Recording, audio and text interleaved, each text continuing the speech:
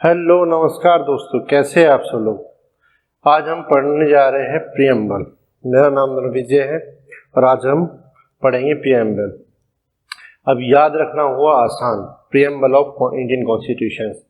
तो ये दोस्तों मेरे चैनल का नाम है मूल मंत्रा।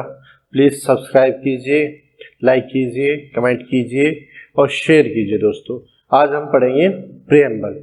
और प्रियम्बल का मोस्टली मैंने इसमें कवर किया है मोस्टली पार्ट प्रियम्बल का जो एग्जाम में पूछा जाता है। और देखते हैं, चलो अब आगे बढ़ते हैं। दोस्तों प्रियम्बल बहुत ही इंपॉर्टेंट टॉपिक्स है किसके लिए, एग्जाम पर्सपेक्टिव से। और प्रियम्बल के बारे में हम पढ़ेंगे आज और एग्जाम के लिए। ठीक है दोस्तों, तो प्रियम्बल होता क्या है उसके बारे में पढ़ेंगे और प्रियम्बल के बारे में हम छोटी छोटी बातें जो हैं वो जानेंगे। प्रियम्बल है क्या, क्यों इसको हमारे कॉन्स्टिट्यूशन में डाला गया है और क्यों इसको हम फॉलो करते हैं और क्यों इसको इंट्रोडक्टिव पार्ट कहा जाता है, क्यों इसको प्रीफेस कहा जाता है, बेसिक समरी भी कहा जाता है, सेंस भी कहा जाता है इसको। ठीक है दोस्तों, इसके बारे में हम पढ़ेंगे। चलो स्टार्ट करते हैं दोस्तों।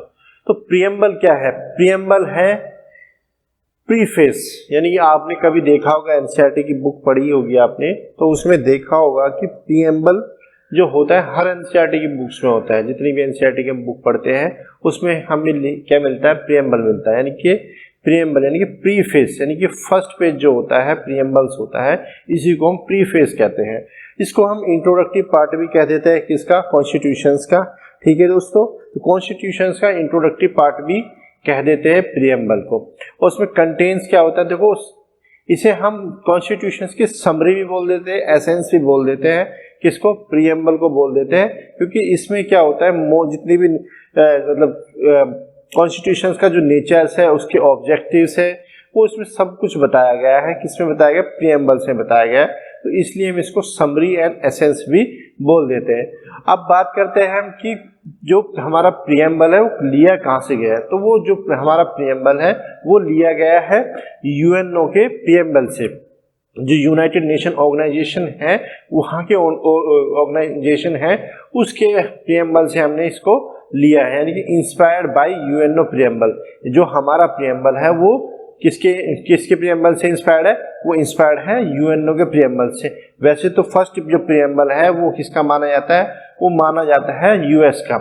और यूएस के बाद में जो प्रियम्बल बना था वो यूएस का जो प्रियम्बल है वो प्रियम्बल यूएनओ ने ही उसको वहाँ से लिया था। और उसके बाद में इंडिया का जो प्रियम्बल है वो हमने यूएनओ से लिया है, और यूएनओ का जो प्रियम्बल है उसने अमेरिका से लिया है। तो वैसे तो फर्स्ट जो प्रियम्बल है वो किसका माना जाता है? अमेरिका का माना जाता है। अब बात करते हैं इंट्रोडक्टरी स्टेटमेंट। तो इंट्रोडक्टरी स्टेटमेंट क्या है प्रियम्बल की? तो उसका पर्पज क्या है, फिलॉसफी क्या है, यूसेज क्या है, आइडिया एंड एस्पिरेशंस क्या है, प्रिंसिपल्स क्या है, ऑब्जेक्टिव क्या है इसका प्रियम्बल का, इसके बारे में हम देखते हैं। तो पर्पज क्या है, तो ऑब्जेक्टिव क्या है, तो पर्पज क्या है, तो हम उसके बारे में पढ़ेंगे। फिलॉसफी क्या है उसके बारे में पढ़ेंगे, यूसेज क्या है उसके बारे में देखेंगे। तो इसके ये सब इंट्रोडक्टरी स्टेटमेंट है किसकी? प्रियम्बल्स की, जो हमें बताता है। ठीक है दोस्तों, अब बात करते हैं कि ड्राफ्ट किसने किया है प्रियम्बल को, हु ड्राफ्ट प्रियम्बल। तो देखो, जो पंडित हमारे जो first prime minister of India थे पंडित जवाहरलाल नेहरू, उन्होंने क्या किया था? प्रियम्बल को ड्राफ्ट किया था। ठीक है दोस्तों, और पहले हम इसको नाम जानते थे ऑब्जेक्टिव रेजोल्यूशन, जिसको अडॉप्ट किया था 13 दिसंबर 1946 को। ठीक है दोस्तों, तो ये हम पूरा थोड़ा सा इसके बारे में ब्रीफ इंट्रोडक्शन आपको दे रहे हैं। ठीक है, आगे चलते हैं। अब बात है सोर्स। तो we the people of India, we the people of India, यानी कि सोर्स क्या है हमारा प्रियम्बल। जो हमारा जो कॉन्स्टिट्यूशन का जो सोर्स है वो कहाँ से है? वो है कहाँ से? पीपल ऑफ इंडिया, यानी कि भारत के लोगों से। ठीक है दोस्तों, तो अगर जितनी भी पावर्स मिलती हैं कॉन्स्टिट्यूशंस में, कॉन्स्टिट्यूशंस को वो कहाँ से मिलती है? प्रियम्बल को कहाँ से मिलती है? वो जितनी पावर होती है वो मिलती है भारत के लोगों से, बिहाफ ऑफ द पीपल। तो जो भी हमारा कॉन्स्टिट्यूशन बनाया गया था वो किसके आधार पर बनाया गया था? Behalf of the people. Constitution assembly, constitution assembly में जितने भी मेंबर्स थे वो किसने इलेक्ट किए थे? लोगों ने तो इलेक्ट किए थे वो, और उसी के आधार पर कॉन्स्टिट्यूशन असेंबली बनी, और कॉन्स्टिट्यूशन असेंबली ने हमारा क्या बनाया? कॉन्स्टिट्यूशन बनाया, और कॉन्स्टिट्यूशन में ही हमने क्या किया? प्रेम्बल को ऐड किया। ठीक है, ऑब्जेक्टिव रेजोल्यूशन को ऐड किया, और ऑब्जेक्टिव रेजोल्यूशन बाद में जाकर हम प्रेम्बल के नाम से उसको जानते हैं, जो यूएनओ से लिया गया, यूएनओ के प्रेम्बल से इंस्पायर्ड है। ठीक है दोस्तों, अब बात करते हैं नेचर। तो नेचर क्या है इसका? तो प्रेम्बल का नेचर क्या है? तो हमने एक ट्रिक बनाई है, ट्रिपल एस डॉक्टर यानी डॉक्टर, ट्रिपल एस डॉक्टर। तो यहाँ पे सोवरन, तो सोवरन क्या होता है? Sovereign, socialist, secular, democratic and Republic. तो यहाँ पे एस से मतलब है सोवरन, फिर सेकंड एस से मतलब यहाँ पे है सोशलिस्ट, और थर्ड एस से यहाँ पे मतलब है सेकुलर, और डी से मतलब है डेमोक्रेटिक, और आर से मतलब है यहाँ पे रिपब्लिक। तो ट्रिपल एस डॉक्टर। अब बात करते हैं, ये तो हुआ हमारा नेचर। किसका नेचर? तो ये हुआ प्रेम्बल का नेचर, कि हमारा जो प्रेम्बल है वो sovereign, socialist, secular and democratic and Republic है। ठीक है, डेमोक्रेटिक एंड रिपब्लिक है हमारा जो उसका नेचर है, यानी उसकी फिलॉसफी जो है वो किस तरह की है? वो इस तरह की, यानी sovereign, socialist, secular, democratic and Republic वाली है। अब बात करते हैं ऑब्जेक्टिव और एम्स की, यानी कि ऑब्जेक्टिव क्या है? तो ऑब्जेक्टिव क्या है हमारे प्रेम्बल का? Justice, equality, liberty, fraternity. तो ये चार जस्टिस है हमारे, चार इसमें ऑब्जेक्टिव्स है हमारे किसके? प्रेम्बल्स के। ठीक है दोस्तों, अब हमने एक ट्रिक बनाई है, लेफ का मतलब यहाँ क्या है? तो देखो, जो लेफ यानी कि लिबर्टी, इक्वलिटी और फर्टर्निटी, जो ये तीन वर्ड है, ये तीन वर्ड कहाँ से लिए गए? ये फ्रेंच रेवोल्यूशन से लिए गए। अगर फ्रेंच रेवोल्यूशन नहीं होता 1789 में, तो शायद हम आज इक्वलिटी और लिबर्टी को एंजॉय और फर्टर्निटी को एंजॉय नहीं कर पाते।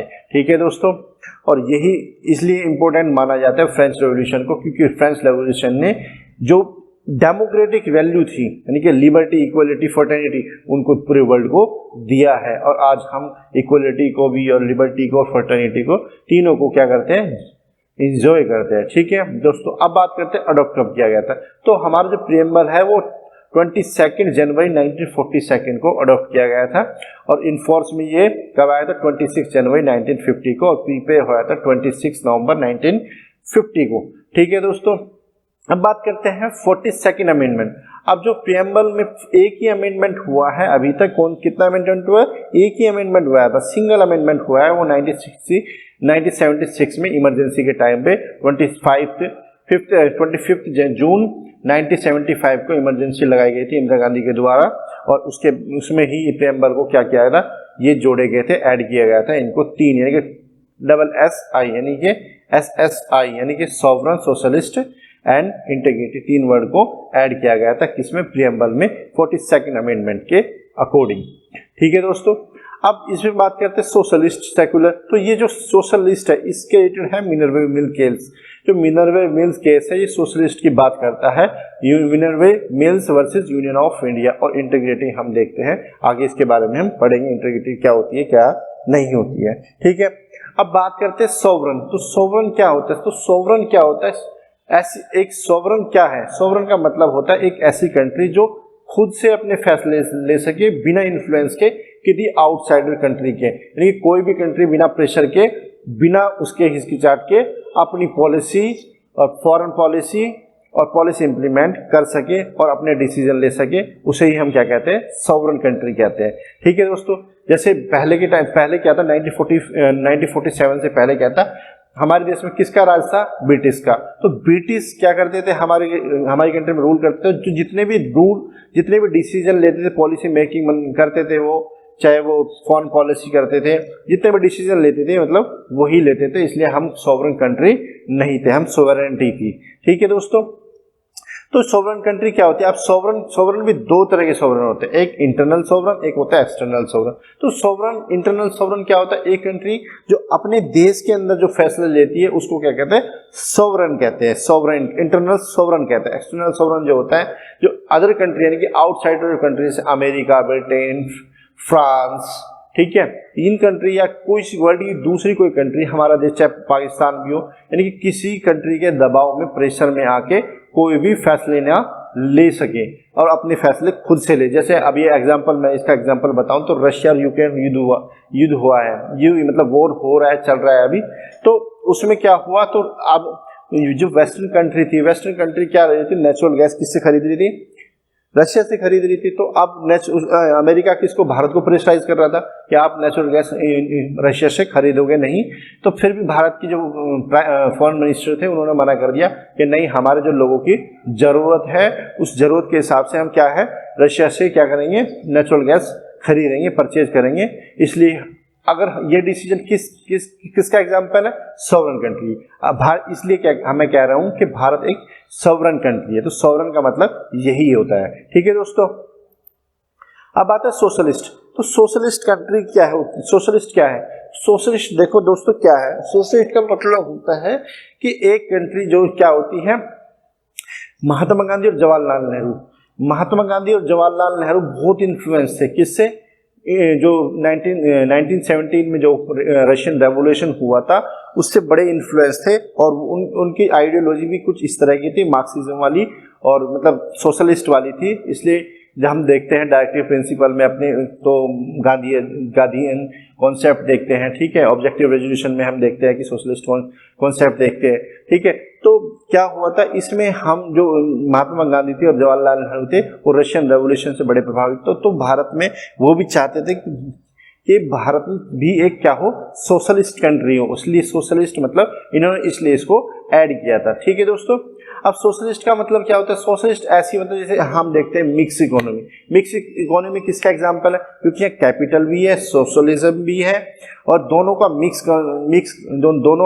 दोनों हमारी कंट्री में दोनों फॉलो किए जाते हैं, इसलिए हम मिक्स इकोनॉमी देखते हैं।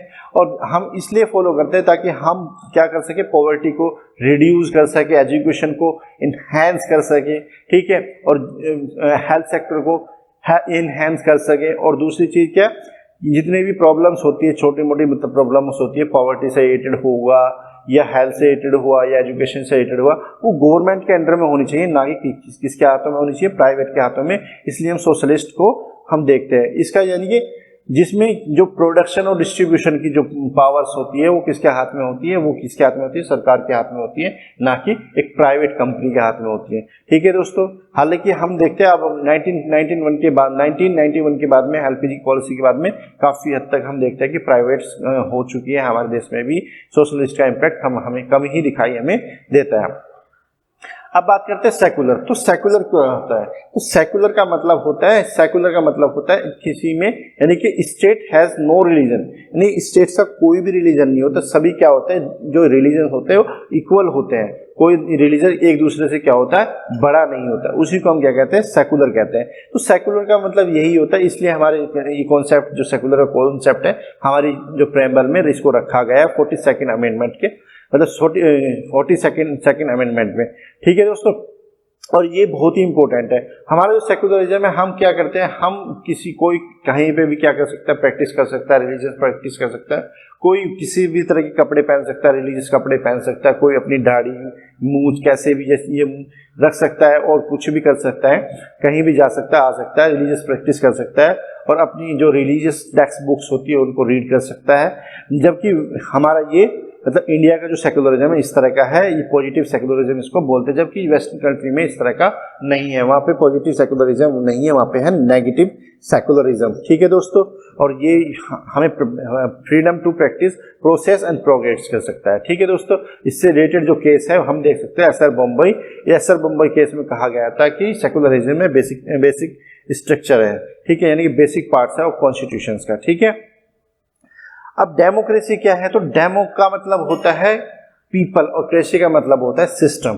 और जो ये of the people, bye the people, for the people, ये डेफिनेशन दी गई थी, ये किसके द्वारा दी गई थी, ये दी गई थी अब्राहम लिंकन जो प्रेसिडेंट थे अमेरिका के, उनके द्वारा दी गई थी। देखो डेमोक्रेसी बहुत ही वाइडर कॉन्सेप्ट है, बहुत ही अच्छा कॉन्सेप्ट है।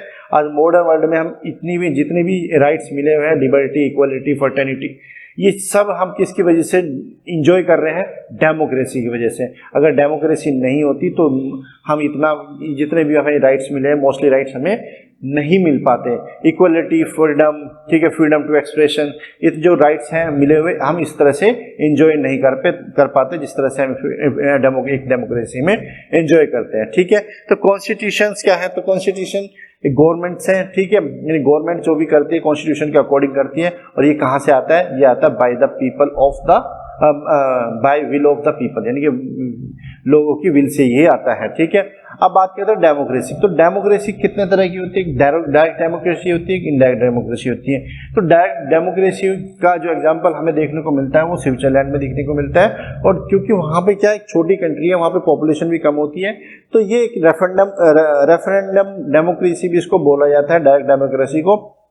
क्योंकि इसमें क्या होता है, जो पॉलिसी सरकार बनाती है या कोई मतलब वहाँ की जो गवर्नमेंट्स है, तो वो सरकार पॉलिसी मेकिंग करती है, पॉलिसी जो बनाती है, तो उसमें वो लोगों से डायरेक्ट पूछ लेती है, यानी कि रेफरेंडम करा के अगर लोग उससे एग्री होते हैं तो वो पॉलिसी बन जाती है, अगर एग्री नहीं होते तो वो क्या, पॉलिसी नहीं बनती। इसको हम क्या कहते हैं? डायरेक्ट डेमोक्रेसी कहते हैं। ये इतनी सक्सेसफुल नहीं है बड़ी कंट्री में जहाँ पॉपुलेशन ज़्यादा है, क्योंकि वहाँ पे क्या होता है, अलग अलग कॉन्सेप्ट, लोगों का अलग अलग कॉन्सेप्ट होता है, इसलिए वहाँ पे कॉन्ट्राडिक्शन का चांसेस ज़्यादा होता है, इसलिए डायरेक्ट डेमोक्रेसी यहाँ पे इतनी अच्छी नहीं चल पाती है बड़ी कंट्री में। ठीक है दोस्तों, अब बात करते हैं इनडायरेक्ट डेमोक्रेसी। तो इनडायरेक्ट डेमोक्रेसी को रिप्रेजेंटेटिव डेमोक्रेसी भी बोलते हैं, क्योंकि रिप्रेजेंटेटिव डेमोक्रेसी इसलिए बोला जाता है क्योंकि इसमें ये बहुत ही अच्छी डेमोक्रेसी का एग्जाम्पल है। तो इसलिए क्योंकि हमारे कंट्री में इसको ही फॉलो किया गया है, और इसमें 18 ईयर का जो एक कोई भी पर्सन 18 ईयर का हो जाता है, उसको क्या होता है, राइट टू वोट हो जाता है, मिल जाता है, और फिर वो अपने राइट टू वोट कर सकता है, किसी भी कैंडिडेट्स को वोट कर सकता है। और ये हमारी कंट्री में इंडायरेक्ट डेमोक्रेसी को अपनाया गया है और यही फॉलो करता है। इसमें हम क्या कर सकते हैं, इलेक्शन कहीं इलेक्शन लड़ सकते हैं, कहीं भी जा सकते हैं, फिर इलेक्शन होते हैं, इलेक्शन कमीशन होता है। ठीक है, प्राइम मिनिस्टर भी इलेक्शन के आधार पर चुना जाता है, प्रेसिडेंट भी इलेक्शन के आधार पर जाता है, रिप्रेजेंटेटिव, इसलिए इसको रिप्रेजेंटेटिव डेमोक्रेसी भी बोला जाता है। ठीक है दोस्तों, आगे चलते हैं। अब बात करते हैं रिपब्लिक की। तो रिपब्लिक क्या होता है? तो रिपब्लिक का मतलब होता है रियल हेड, यानी कि जो रियल हेड होगा, यानी कि प्राइम मिनिस्टर जो होगा वो भी इलेक्टेड होगा, और जो नॉमिनल हेड होगा यानी प्रेसिडेंट होगा वो भी क्या होगा, वो भी इलेक्टेड होगा, और हेड ऑफ स्टेट यानी कि वो भी इलेक्टेड होगा, और नॉट नॉमिनेटेड बाय हेरिडिटी, यानी कि वो क्या, हायरार्की सिस्टम के अकॉर्डिंग मतलब आधार पर क्या होगा, उसका मतलब सिलेक्शन नहीं होगा। जैसे हम ब्रिटेन में देखते हैं, ब्रिटेन में क्या होता है, तो ब्रिटेन में अभी एलिजाबेथ की डेथ हुई है, तो आपने देखा होगा कि एलिजाबेथ के बाद में उनका बेटा क्या बन गया, वहाँ का किंग बन गया। तो किंग वहाँ पे किंग यानी कि किंग ही वहाँ पे क्या होता है, प्रेसिडेंट होता है, और वो क्या होता है, हायरार्की सिस्टम के आधार पर आता है। ठीक है दोस्तों, जबकि हमारी कंट्री में क्या होता है, रिपब्लिक, इसलिए हम रिपब्लिक डे 26 जनवरी को रिपब्लिक डे मनाया जाता है, क्योंकि हमारी इस दिन हमारी कंट्री में कॉन्स्टिट्यूशन किया गया था, इन्फोर्स किया गया था 26 जनवरी 1950 को। ठीक है, इसलिए हम रिपब्लिक डे मनाते हैं। और यहाँ पे प्रेसिडेंट का जो होता है इलेक्शन होता है, प्रेसिडेंट क्या होता है, नॉमिनल हेड होता है, ठीक है, किसी भी कंट्री का।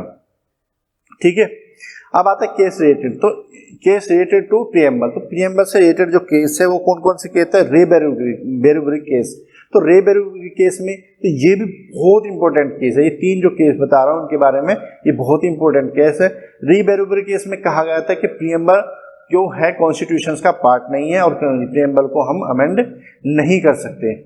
ठीक है, जबकि केशव नंदा भारती जो केस है ये भी लैंडमार्क केस है। अगर किसी ने भी थोड़ी बहुत पॉलिटिक्स पढ़ी हो या थोड़ी बहुत उनको पॉलिटिक्स के बारे में पता होगा, तो वो कॉन्स्टिट्यूशन के बारे में पता होगा, तो वो जानता होगा केशव नंदा भारती केस कितना इंपॉर्टेंट है, क्योंकि ये पूरा बेसिक स्ट्रक्चर जो लेके आया था वो इसी केशव नंदा भारती केस में ही लेके आया गया था। ठीक है दोस्तों, तो केशव नंदा भारती में कहा गया था कि ये प्रीएम्बल है, ये कॉन्स्टिट्यूशन का पार्ट है, और इसको अमेंड भी किया जा सकता है। एक्सेप्शन क्या है इसका, बेसिक स्ट्रक्चर को छोड़कर। ठीक है दोस्तों, अब बात करते हैं LIC versus Union of India. LIC versus Union of India क्या है, ये भी इंटरनल पार्ट ऑफ कॉन्स्टिट्यूशन का इंटरनल पार्ट है कॉन्स्टिट्यूशन का। इसमें ऐसा कहा गया था 1995 में ये केस आया था।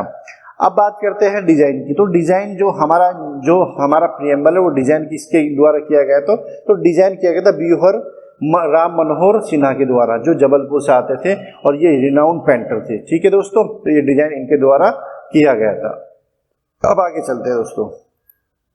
अब प्रियम्बल, तो प्रियम्बल क्या है? तो प्रियम्बल के बारे में बताएं हम कि ये प्रियम्बल के पास में कोई पावर नहीं होती है, प्रोविजंस हम प्रोहिबिशन नहीं कर सकते, नॉन जस्टिसिएबल होता है, नॉन इन्फोर्सिबल होता है। जो ये प्रियम्बल होता है हमारा नो पावर होती है, इसके पास में कोई पावर नहीं होती, प्रोविजन भी नहीं कर सकता किसी को, नॉन जस्टिसिएबल होता है। अगर किसी भी पर्सन का क्या होता है राइट वायलेट होता है तो हम इसके आधार पर, प्रियम्बल के आधार पर हम किस कोर्ट, सुप्रीम कोर्ट वगैरह में नहीं जा सकते, और नॉन इन्फोर्सिबल भी होता है। ठीक है दोस्तों, तो preamble is a part of constitution, ये किसान बंदा भारतीय केस में कहा गया था। ये कैन बी अमेंड हो सकता है आर्टिकल 368। ठीक है दोस्तों, 368 के अंदर क्या हो सकता है? अमेंड किया जा सकता है किसको? प्रियम्बल्स को। और प्रियम्बल अभी तक एक बार ही क्या हुआ? अमेंड हुआ है, वो भी 42nd अमेंडमेंट के अंदर। ठीक है, और एनी पार्ट को, पर बेसिक स्ट्रक्चर में इसको, बेसिक स्ट्रक्चर को क्या किया नहीं किया जा सकता? अमेंडमेंट नहीं किया जा सकता। ठीक है दोस्तों, अब ये ध्यान रखना, ये आर्टिकल 368 आर्टिकल जो है ये अमेंडमेंट की बात करता है। जितने भी कॉन्स्टिट्यूशन में अमेंडमेंट होते हैं वो अंडर किसके होते हैं? 360 आर्टिकल्स के होते हैं। अब आप कहते हैं जो व्हाट इज ए प्रियम्बल? तो प्रियम्बल क्या है? तो ये अलग अलग हमारे इंटेलेक्चुअल थे जिन्होंने प्रियम्बल के बारे में अलग अलग डेफिनेशन या अलग अलग बातें बताई कि प्रियम्बल है क्या। तो इसके बारे में बताया कि के एम मुंशी जी ने कहा कि होरोस्कोप ऑफ कॉन्स्टिट्यूशन है, ये यानी कि कॉन्स्टिट्यूशन का भविष्य है।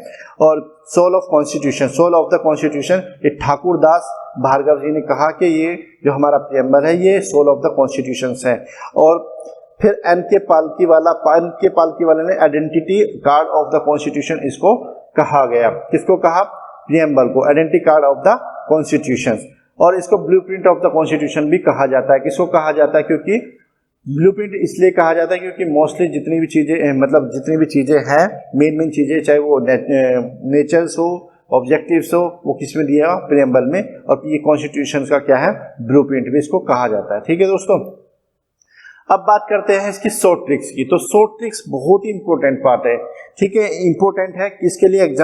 एग्जाम के लिए, क्योंकि एग्जाम में हम देखते हैं कि हम प्रियम्बल को याद नहीं रख पाते। तो मैंने इसलिए दोस्तों ये क्या बनाई है? शॉर्ट ट्रिक्स बनाई है। किसके लिए? एग्जाम के लिए, ताकि आप एग्जाम में प्रियम्बल से रिलेटेड जो क्वेश्चन है उसको क्या कर सको? सोल्व कर सको। और आपको तुरंत ही जब आपसे एग्जाम में क्या है क्वेश्चन आए प्रियम्बल से रिलेटेड, तो आप तुरंत ही क्लिक कर सको क्वेश्चन, ये जो प्रियम्बल है उसके जो भी है, ये sovereign, socialist, secular, democratic and Republic, जो भी ये है कॉन्सेप्ट, उनको क्या कर सको? क्लिक कर सकते हो। तो हम प्रियम्बल की बात करते हैं। तो preamble we the people of India, तो we the people of India, तो हमने यहाँ पे ट्रिक बनाई ट्रिपल एस डॉक्टर। यहाँ पे एस का 1S का मतलब जो है ये है सॉवरन, और दूसरे का है यहाँ पे, सेकंड वाले का है सोशलिस्ट, और थर्ड वाले का यहाँ पे सेकुलर है, और डी से यहाँ पे डेमोक्रेटिक है, आर से मतलब यहाँ पे रिपब्लिक है। फिर आता है जे लेफ का मतलब यहाँ पे देखो एफ है दोस्तों, यहाँ पे एफ है, ये पी लिख दिया है मैंने। तो जे लेफ का मतलब ये क्या है? तो जे लेफ का मतलब है जस्टिस, लिबर्टी, इक्वलिटी, फ्रेटर्निटी। तो ये जे लेफ का मतलब यहाँ पे जस्टिस, लिबर्टी, इक्वलिटी, फ्रेटर्निटी। तो जस्टिस यहाँ पे 3 तरह के जस्टिस बताया है। कौन से? सेप, यानी कि सेप, जस्टिस सेप, यानी कि